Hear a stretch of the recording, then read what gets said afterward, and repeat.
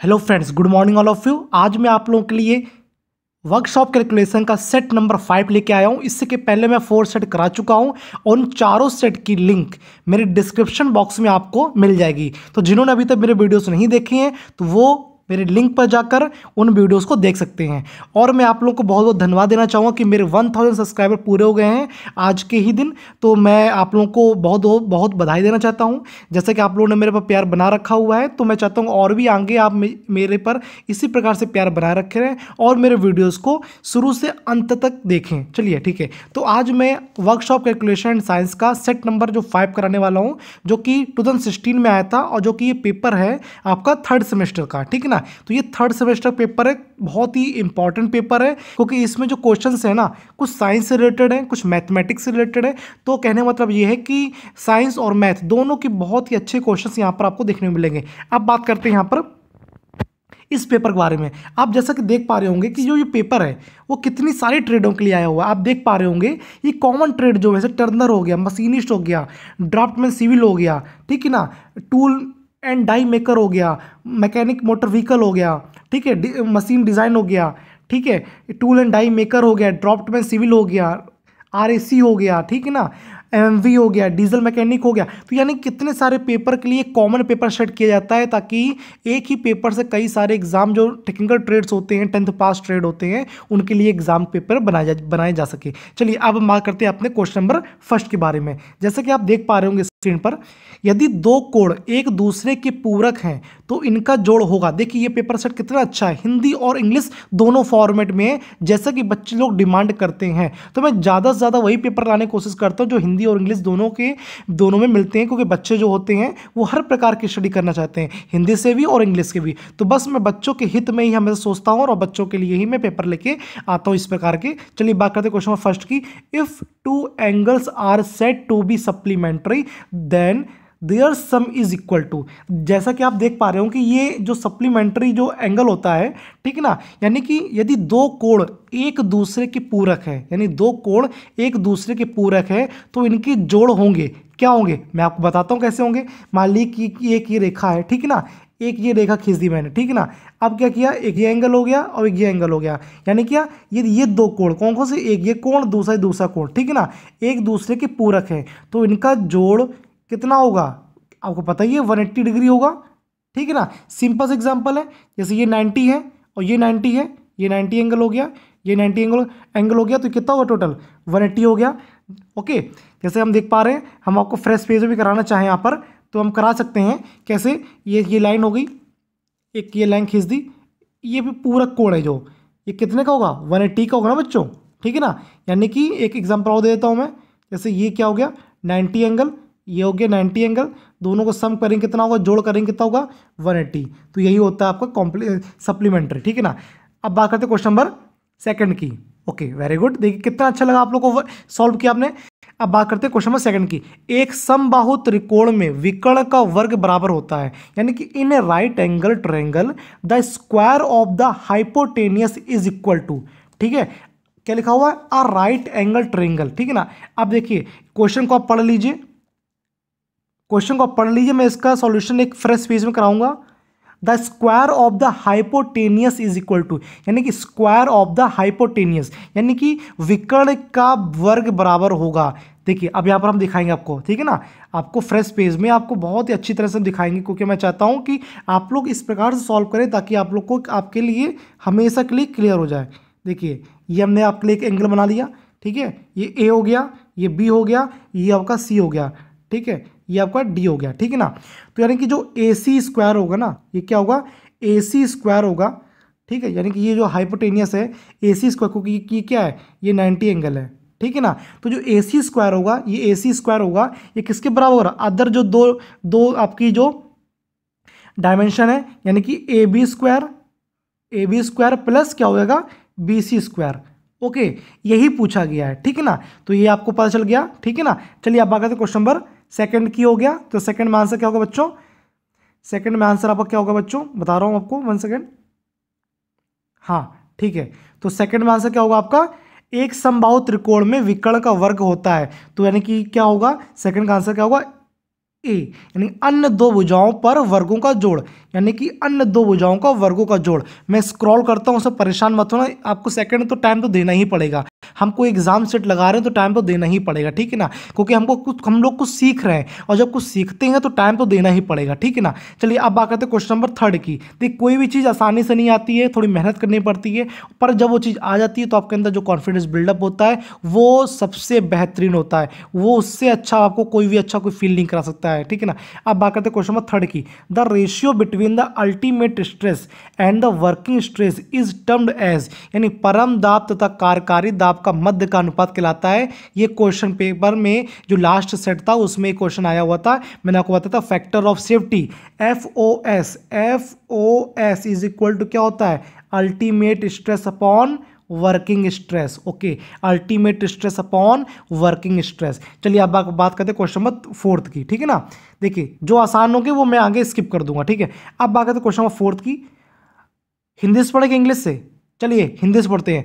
एक 40 मिलीमीटर व्यास वाली तांबे की छड़ पर 4000 न्यूटन का तन्य भार डाला जा सकता है, तो मटेरियल में दाब की गणना कीजिए। यानी दाब मतलब क्या है, स्ट्रेस। हम स्ट्रेस निकालेंगे, क्या निकालेंगे, स्ट्रेस। आपको सिंपल यहीं बता देते हैं क्योंकि सिंपल क्वेश्चन है, ठीक है ना। हमको क्या निकालना है, स्ट्रेस। जो स्ट्रेस होता है बच्चों, स्ट्रेस इक्वल टू क्या होगा, क्या होगा, लोड अपॉन एरिया। क्या होगा, लोड अपॉन एरिया। अब आपको पता है लोड कितना है, 4000। कितना बच्चों, 4000। एरिया क्या है, अब एरिया देख कैसे निकालेंगे, आपको पता है डायमीटर दिया गया है, डायमीटर दिया गया तो आप एरिया कैसे निकालते हैं, आपको पता है एरिया कैसा होता है, ए इक्वल टू होता है पाई की पावर 4 डी स्क्वायर।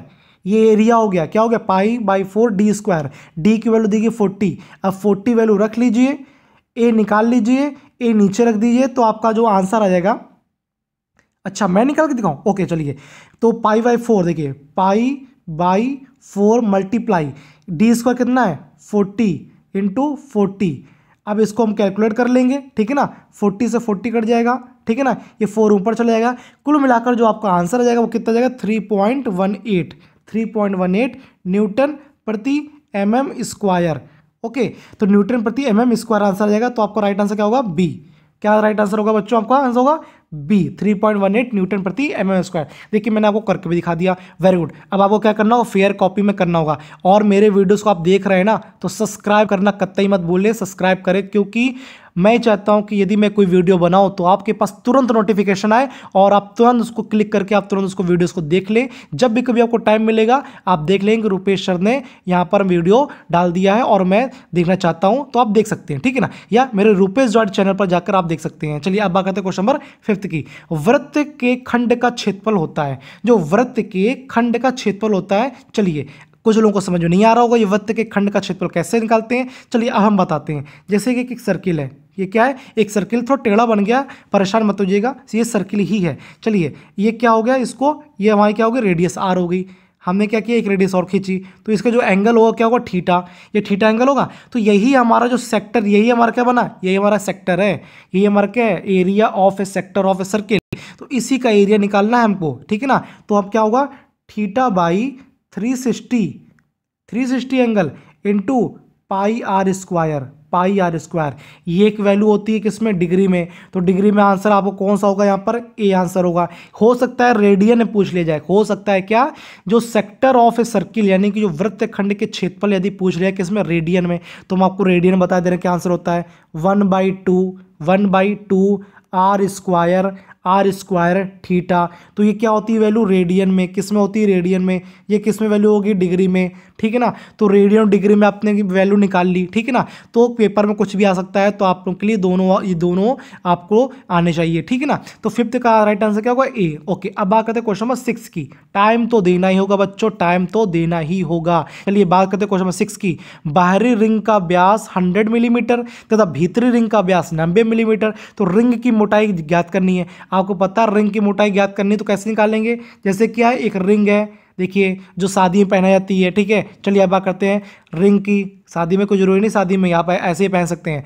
बाहरी जो व्यास होगी, बाहरी व्यास होगी, ये बाहरी व्यास हो गई, अंदरूनी व्यास ये हो गई, ठीक है ना, यानी कैपिटल आर ये हो गई, स्मॉल आर ये हो गई। अब दोनों घटा दिए तो ये तो थिकनेस निकलेगी बच्चों, क्या निकलेगी, यही तो थिकनेस होगी, ठीक है ना। तो थिकनेस क्या होगी, अब कैसे निकालेंगे, 100 माइनस 90, 100 माइनस 90 कितना होगा बच्चों, 10 होगा। सो सिंपल, तो आंसर क्या होगा, सी। चलिए बात करते हैं क्वेश्चन नंबर 7 की।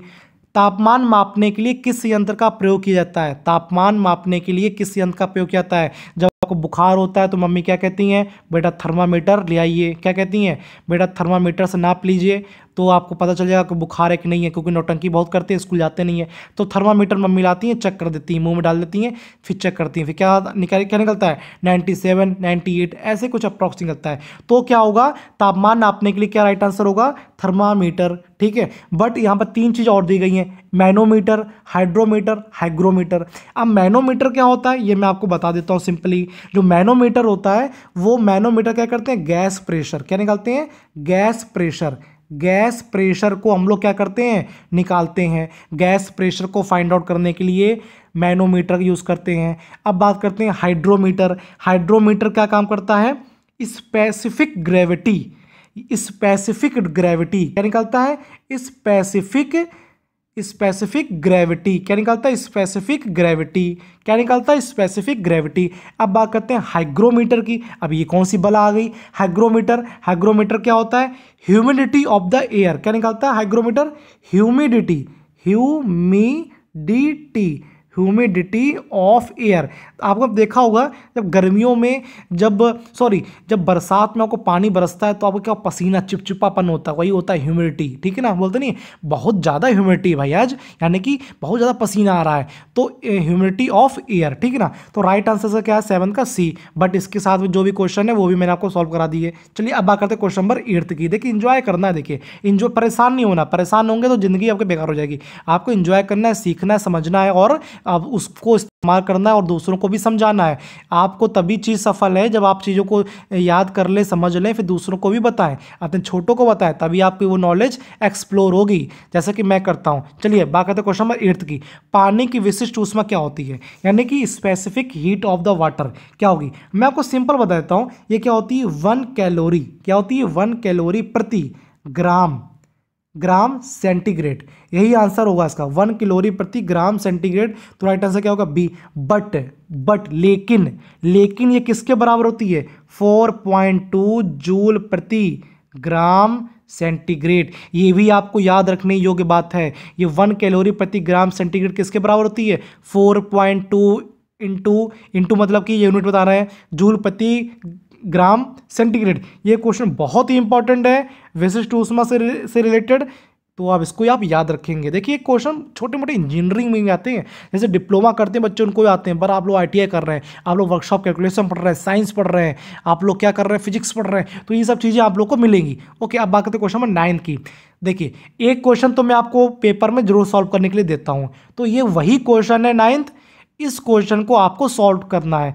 आप देखिए जो मैं क्वेश्चन देता हूँ ना, वो उसमें कहीं ना कहीं कुछ ना कुछ थोड़ा सा लेंथी होगा, मैं आपको सच्चाई बता रहा हूँ, वो थोड़ा लेंथी होगा। तो मैं चाहता हूँ उसको आप कायदे से बैठकर सॉल्व करें, तो आपको चीज़ें वो याद हो जाएंगी और आपको चीज़ें समझ में आएंगी। अब आपको कहीं तकलीफ होती है, प्रॉब्लम होती है, तो आप मुझसे पूछ सकते हैं। व्हाट्सअप में दे के रखता हूँ, टेलीग्राम में दे के रखा हुआ हूँ, तो कहीं भी आपको पूछ सकते हैं, कमेंट भी कर सकते हैं, पूछ सकते हैं। चलिए 9th क्वेश्चन किसके लिए, आपके लिए। चलिए आप बात करते हैं क्वेश्चन नंबर 10 पर। शंकु के छिन्नक यानी फ्रस्टम के आयतन V का सूत्र होता है, यानी the formula of the volume of frustum of cones. तो इसका राइट आंसर क्या होगा बच्चों, मैं बता दूं आपको। जो होता क्या है, अब ये छिन्नक बनता कैसे है, इसका जो डायग्राम कैसे बनता है मैं आपको बता देता हूँ, ठीक है ना। क्योंकि देखिए डायग्राम पता चल जाएगा तो आपको थोड़ा सा फील होगा, आपको थोड़ा सा अंडरस्टैंड कर पाएंगे। जैसे कि एक ये शंकु है, ठीक है, तो ड्राइंग मेरी अच्छी है पर यहाँ पर बन नहीं पाती है। चलिए अब बात करते हैं क्वेश्चन 10 की बात कर रहे हैं। तो ये आपकी जो मैंने लाइन खींची वो क्या है, आपकी हाइट हो गई। ये जो आपकी डिस्टेंस है ये क्या होगी, कैपिटल R, ये क्या हो गई आपकी स्मॉल r, ठीक है ना। स्मॉल r ये हो गई और ये आपकी क्या होगी L हो गई, ठीक है ना। तो ये हमारा शंकु बनना है, छिन्नक शंकु बनना है, ठीक है ना। छिन्नक के आयतन का सूत्र बताना है शंकु के छिन्नक का, ठीक है ना। तो ये हमारा डायग्राम था शंकु का, ये कटा हुआ भाग है। तो इसका जो राइट और करेक्ट आंसर क्या है, इसका जो वॉल्यूम निकालना है, तो 1/3 pi h, 1/3 pi h। R square plus r into r, ठीक है ना, capital r into small r, ये आपका राइट आंसर है। तो आपको ये क्वेश्चन याद कर लेना, ठीक है, क्योंकि फॉर्मूला है, याद करेंगे तो ये आपको पेपर में आप हल कर पाएंगे। अब देखिए इसमें क्या वेरिएशन हो सकता है, कैपिटल आर की वैल्यू दे दी जाए, स्मॉल आर की वैल्यू दे दी जाए, या एच की वैल्यू दे दी जाए, तो आप क्या वॉल्यूम निकाल लेंगे। Very good. चलिए आप बात करते हैं क्वेश्चन नंबर 11 की। बिना स्रोत के ऊष्मा का एक स्थान से अन्य स्थान पर जाना क्या कहलाता है। Heat travel from the one place to the another place without any media is called, without any media is called. ये क्वेश्चन यदि मैं ना बताऊं ना तो 90% लोग बच्चे गलत करेंगे, 90%। अब मैं जानना चाहता हूं, अपने मन में आप लोग ये सोच लिए इसका राइट आंसर क्या होगा। मैं तो बता रहा हूं आप लोग को, मैं 5 सेकंड का वो दे रहा हूं, समय दे रहा हूं, और आप लोग बताइए इसका राइट आंसर क्या होगा। मैं पढ़ दे रहा हूं फिर से। Heat travel from the one place to another place without any media is called. आपको पता है कि कंडक्शन भी हीट ट्रांसफर का मेथड है, कन्वेक्शन भी हीट ट्रांसफर का मेथड है, रेडिएशन भी है, वेपराइजेशन भी है, बट ऐसा कौन सा मेथड है जो one place to another place है विदाउट एनी मीडिया। 1 2 3 4 5 सेकंड हो चुके, आपने आंसर लगा दिया होगा। नहीं लगा पाया तो मैं बता देता हूं इसका राइट आंसर क्या होगा, रेडिएशन। क्या होगा इसका आंसर, रेडिएशन। क्या होगा आंसर, रेडिएशन। रेडिएशन क्या होगा, देखिए जो कंडक्शन होता है ना वो किस में होता है, मेटल के बीच में होता है। किस में होता है, मेटल के बीच में होता है। कन्वेक्शन के लिए हमें कुछ ना कुछ वायु के कण की जरूरत पड़ती है, ठीक है ना, पर जो रेडिएशन ना उसमें वायु कण की जरूरत नहीं पड़ती। और रेज पर रेज हो, जैसे कोई रेज है, ठीक है ना, कोई वेव्स है, तो इसकी जरूरत पड़ती है, पर एक ही स्थान दूसरे स्थान पर आने के लिए कोई मीडिया की जरूरत नहीं पड़ी, ठीक है ना। तो ये 11th का राइट आंसर क्या होगा, विकिरण, रेडिएशन। चलिए अब बात करते हैं क्वेश्चन नंबर 12 पर। वेरी गुड, मेरे साथ इसी प्रकार से बने रहिए और क्वेश्चन को शुरू से अंत तक सॉल्व करिए। मेरे वीडियो इसी प्रकार के रहते, पूरे फुल्ली एंटरटेनमेंट, आपको परेशान नहीं होना है। वर्कशॉप कैलकुलेशन को जो हुआ बना कर रखा हुआ बच्चों के बीच में, बच्चों ने कि क्या होगा क्या होगा क्या होगा, कुछ नहीं होगा, बहुत सिंपल है। मेरे वीडियोज लगाइए और सब कुछ हल करके ले जाइए। चलिए बात करते हैं क्वेश्चन नंबर 12 की। The formula to the find the heat gain of the substance. यानी देखिए ये क्वेश्चन मैंने आपको लास्ट सेट में मैंने दिया था कि Q equal to M C delta T. Q equal to क्या होता है, M C delta T. M क्या होता है आपका मास, सी क्या होता है आपकी विशिष्ट ऊष्मा, डेल्टा टी क्या होता है जो टेम्परेचर डिफरेंस होता है। ये पदार्थ द्वारा प्राप्त ऊष्मा को ज्ञात करने का सूत्र है, ठीक है, पदार्थ द्वारा प्राप्त ऊष्मा को प्राप्त करने का सूत्र है। तो M C delta T, Q equal to, Q क्या होगी, ऊष्मा होगी। चलिए आप बात करते हैं क्वेश्चन नंबर 13 पर। एक खोखले सिलेंडर का आयतन V होता है, यानी खोखले सिलेंडर का हमें राइट आंसर बताना है, क्या होगा 13 का बताना है। तो कैसे खोखला सिलेंडर होगा, मैं आपको एग्जांपल दे रहा हूं। जैसे कि एक ये है सिलेंडर है, ठीक है ना, अब ये खोखला है, यानी कि ये क्या है खोखला, ठीक है ना। तो एक की रेडियस स्मॉल आर होगी और बाहर की रेडियस क्या होगी, कैपिटल आर होगी। तो इसका राइट आंसर क्या होगा, वॉल्यूम निकालना है। तो इसका राइट आंसर क्या होगा बच्चों, पाई एच ब्रैकेट में R square minus R square, यानी capital R square minus small R square. तो पाई एच, यानी कि 13 का आंसर होगा बी। Very good. अब आगे बढ़ते हैं क्वेश्चन नंबर 14 पर। Calculate the value of the cube of the side. आपको पता है क्यूब मतलब क्या होगा, ये क्यूब होता है, ठीक है ना। इसकी एक वैल्यू पता है आपको, ए पता है, तो क्या होगा इसका वॉल्यूम, क्या होगा वॉल्यूम, ए क्यूब होता है, तो 10 क्या क्यूब हो जाएगा, यानी कि 1000। ओके, तो राइट आंसर क्या होगा सी। 14 का आंसर क्या होगा सी। चलिए अब बात करते हैं क्वेश्चन नंबर 15 पर। Question number 15। A body travel a distance of 198 metre in a straight line in a 22 second with what velocity of the body is travelling. यानी कहने मतलब है एक पिंड है एक सीधी रेखा में 22 सेकंड में 198 मीटर की दूरी तय करता है। एक पिंड, ठीक है ना, एक पिंड मतलब कि कोई बॉडी है, वो क्या ट्रैवल कर रही है, कितने 22 सेकंड में 198 मीटर दूरी तय कर रही है। तो पिंड का वेग क्या होगा, यानी कि पिंड का वेलोसिटी क्या होगी। अब आपको पता है सिंपल सा फॉर्मूला लगाना है, चाल बराबर दूरी बटे समय। क्या लगाना है, चाल बराबर दूरी बटे समय। Very good. अब आपको पता है मैं सिंपल यहां सॉल्व कर देता हूं। दूरी कितनी बच्चों 198, वेरी गुड। समय कितना है आप 22 सेकेंड। अब जब निकालेंगे ना तो राइट आंसर पता क्या आएगा 9, क्या आएगा 9 सेकेंड। ओके, देखिए आपको समझ में आता है ना।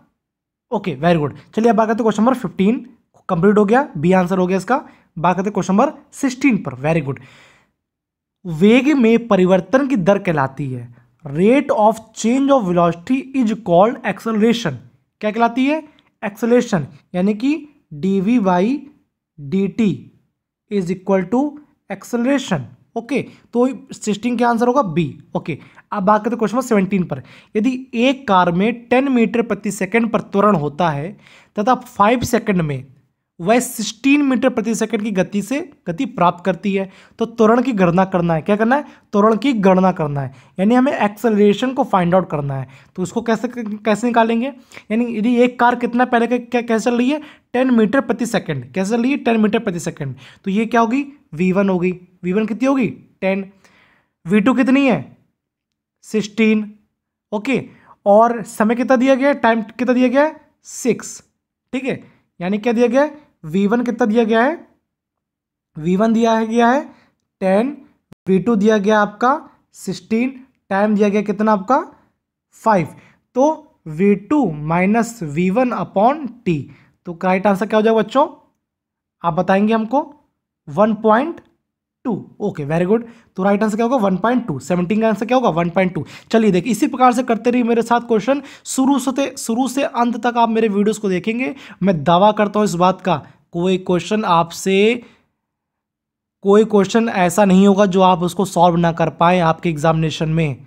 हो सकता है कि आपको चीज़ें उपलब्ध ना हो पाए, तो मैं कहता हूं कि आप लोग खुद मजबूत होके जाइए एग्जाम सेंटर में। ओके, किसी पर भरोसा मत करिएगा, खुद मजबूत होके जाइए ताकि आप पूरे पेपर को, क्वेश्चन को लगा सकें और हर एक एग्जाम को अच्छी तरह से निभा सकें। क्योंकि ये जो सेट है वो किसी भी एग्जाम में आ सकता है, जैसे कि आपको रेलवे में, जैसे कि आपको सीटीआई में। तो आप जब सीटीआई की परीक्षा दे रहे होंगे तो हो सकता है आज मैं आईटीआई में पढ़ा रहा हूँ, कल मैं आपके सीटीआई तक ना पहुँच पाऊँ, तो हो सकता है तो आपको ये सब सेट लगाएंगे तो रिविजन करेंगे तो आप सीटीआई के एग्जाम को भी बहुत अच्छी तरह से क्वालिफाई कर सकते हैं। तो डिपेंडेंट बनिए, तैयारी रखिए, और सीटीआई के एग्जाम वैसे आने वाले भी हैं और आप लोग का जो क्या है अपीयरिंग में भी आप लोग भर सकते हैं। ठीक है ना। चलिए अब बात करते हैं क्वेश्चन नंबर 18 पर। एक्चुअली मैं बीच बीच में कुछ ना कुछ बताता रहता हूँ, मुझे मजा आती है बताने में। चलिए question number 18, find the weight of the rectangular block of a cast iron casting of 250 centimetre into 20 into 8 when the density of the cast iron is 7.8 gram प्रति सेंटीमीटर क्यूब।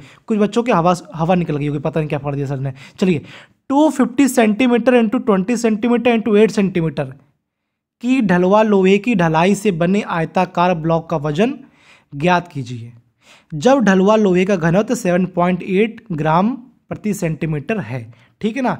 अब देखिए क्वेश्चन है तो इसका फॉर्मूला भी होगा, और formula क्या होगा मुझे पता है। डेंसिटी बराबर क्या होगा? Mass upon volume. मास कितना है आपको पता होना चाहिए, नहीं पता होना चाहिए तो यानी कि यही तो निकालना है, वेट ही तो निकालना है बच्चों। तो वेट ही निकालना है तो क्या होगा? डेंसिटी इंटू वॉल्यूम का क्या गुणा हो जाएगा? क्या हो जाएगा? डेंसिटी इंटू वॉल्यूम का क्या होगा? गुणा हो जाएगा। डेंसिटी कितनी है यहाँ साफ साफ लिखेंगे हम लोग, क्या होगा? Mass equal to density into volume. Density कितनी है? 7.8। देखते मेरे साथ करते रहिए। डेंसिटी हो गई, अब क्या करना है? वॉल्यूम क्या करेंगे? तीनों का मल्टीप्लाई कर देंगे। 250 मल्टीप्लाई 20 मल्टीप्लाई 8, इसका सोल्यूशन निकाल लेंगे तो क्या निकल आएगा? 312 किलोग्राम। Very good. तो राइट आंसर क्या होगा? ए। 18 का आंसर क्या होगा? ए। अब बात करते हैं क्वेश्चन नंबर 19 की। Calculate the weight of the steel ball whose diameter is 21 centimetre and density. फिर से पता नहीं क्या सर ने बोल दिया, अब हिंदी से पढ़ेंगे। एक स्टील की बॉल का वजन ज्ञात कीजिए जिसका व्यास 21 सेंटीमीटर तथा घनत्व 7.8 ग्राम प्रति क्यूबिक सेंटीमीटर है। चलिए तो मैंने क्या पढ़ा है? इसका भी वेट निकालना है बच्चों। क्या निकालना है? इसका भी वजन निकालना है। ठीक है ना। उधर वॉल्यूम क्या कर दिया? LBH कर दिया, लेंथ विथ इंटू हाइट कर दिया। इधर क्या है? हमको वजन निकालना है, यानी कि ये वजन निकालने के लिए क्या करना पड़ेगा हमको? अभी बताते हैं हम लोग क्या करना पड़ेगा। डेंसिटी इक्वल टू क्या होगा? Mass upon volume. तो मास इक्वल टू क्या होगा? Density into volume. डेंसिटी कितनी है? 7.8। बस वॉल्यूम निकाल लीजिए। और वॉल्यूम कैसे निकालते हैं आपको पता है? कैसे निकालते हैं बच्चों? मैं साफ साफ लिख दूं?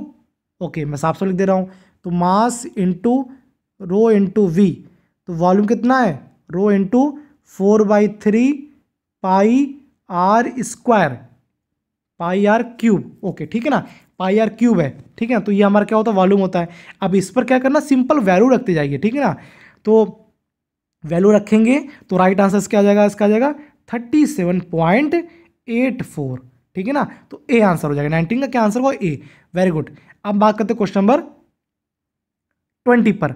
रेखीय आवेग का उदाहरण है, क्या है, रेखीय आवेग का उदाहरण, यानी कि example of the linear motion is. देखिए अब कौन कौन से लीनियर मोशन नहीं है, जो होंगे तो वो तो बच जाएंगे, जो नहीं होंगे वो मैं कट्टम काट कर दूंगा। ग्राइंडिंग व्हील रोटेट करेगी तो ये नहीं होगा। पुल्ली रोटेट करती है, नहीं होगा। फ्लाई व्हील रोटेट करती है, नहीं होगा। मूविंग अ कार स्ट्रेट, ये क्या होगा, ये लीनियर मोशन होगा, ठीक है ना। राइट आंसर क्या होगा, डी। ओके, अब आगे क्वेश्चन नंबर 21 पर। यदि साइन थीटा इक्वल टू 5/13 है तो कॉस थीटा इक्वल टू कितना होगा। सिंपल सा है, साइन थीटा आपको बता दो एक लाल बटे कक्का होता है, क्या होता है, लाल बटे कक्का। ये सिंपल टिक्नोमेट्री में पता होना चाहिए, लाल बटे कक्का साइन थीटा, यानी आप ऐसे बना लीजिए, ऐसे बना लीजिए, ठीक है। साइन थीटा क्या हो गया, 5/13, यानी कि क्या है, लंब बटे कण। लंब क्या आपका, ये कण कितना है, ये, तो ये कितना हो जाएगा, 12, ठीक है ना। अब ऐसे निकालिए, कॉस थीटा क्या हो जाएगा, कॉस थीटा क्या होता है, ये जब ये साइन होता है या कॉस होता है तो आधार बटे कण, तो कॉस थीटा क्या होगा, कॉस थीटा क्या होगा, आधार बटे कण, ठीक है ना। अब आधार कितना है, 12, कण कितना है, 13, तो राइट आंसर क्या होगा, बी। ओके, चलिए बात करते हैं क्वेश्चन नंबर 22 पर। यदि टेन थीटा इक्वल टू 1 है तो थीटा का मान ज्ञात कीजिए। देखिए कि टेन थीटा जो है, टेन थीटा इक्वल टू क्या है, 1 है, तो थीटा यहीं रखिए, टेन को वहाँ ले जाइए, तो क्या है, टेन इनवर्स 1 निकल आएगा, ठीक है। और ये टेन इनवर्स का मान कितना होता है, 45 होता है, ठीक है। तो थीटा इक्वल टू क्या हो गया, 45 एंगल हो गया, तो 22 का राइट आंसर क्या होगा, बी हो गया। चलिए अब बात करते हैं क्वेश्चन नंबर 23 पर। एक सीढ़ी दीवार के विपरीत तल पर 60 एंगल के कोण पर बनाती है। यदि सीढ़ी का पैर दीवार से 5 मीटर की दूरी पर हो तो सीढ़ी की लंबाई निकालनी है। यानी कि सीढ़ी कैसे रखी हुई है, ऐसे रखी हुई है, ठीक है ना। हमें सीढ़ी की लंबाई निकालनी है, ये हमको ये लंबाई निकालनी है, सीढ़ी की क्या निकालनी है, लंबाई निकालनी है। कितने एंगल में रखी हुई है, 60 एंगल में रखी हुई है, ठीक है ना। और कितनी दूरी पर रखी है, 5 मीटर पर रखी हुई है। अब इसको निकालने क्या करेंगे, हमको पता है कि जो कॉस थीटा होता है, अभी हमने बताया था, कॉस थीटा इक्वल टू क्या हो जाएगा, आधार 5 बटे लंब, और थीटा कितना है, 60 है, तो 60 का मान कितना होता है, 1/2 होता है। तो बस, तो क्या होगा, कॉस थीटा कितना होगा, 1/2, ये कितना है, 5/L, तो L इक्वल टू कितना हो जाएगा, 10, तो राइट आंसर क्या होगा, 10। तो 23 का राइट आंसर क्या होगा, 10। चलिए अब बात करते हैं क्वेश्चन नंबर 24 पर। लेवल ग्राउंड पर बिंदु P से टावर के शीर्ष का उन्नयन कोण 30 डिग्री है। यदि टावर 100 मीटर ऊंची है तो बिंदु P पर टावर के फुट की दूरी कितनी होगी। चलिए इसको सॉल्व करते हैं। जैसे कि क्या है, एक हमें एक टावर बना हुआ है जो कि कितना 100 मीटर का है, ये हमारा क्या है, टावर बना हुआ है, क्या बना, टावर, ठीक है ना, 100 मीटर का है, ठीक है ना। ये बिंदु P है और ये क्या हमारा क्या है, A है, ये B है, ठीक है ना। ये एंगल हमारा जो बना रहा है वो कितना बना रहा है, 30 एंगल बना रहा है, ठीक है ना। ये हमारा एंगल 30 एंगल बना रहा है, यानी कौन सा एंगल बना रहा है, AAPB जो एंगल बना रहा है कितना बना रहा है, 30 डिग्री बना रहा है। ओके, जो 30 डिग्री बना रहा है तो उसका जो कैसे निकालेंगे, तो क्या होगा, AB, साफ समझ लेते क्या, नहीं यही बनाते हैं, AB upon AP equal to AB upon AP equal to क्या होगा, हमारा होगा 1030, क्या होगा 1030।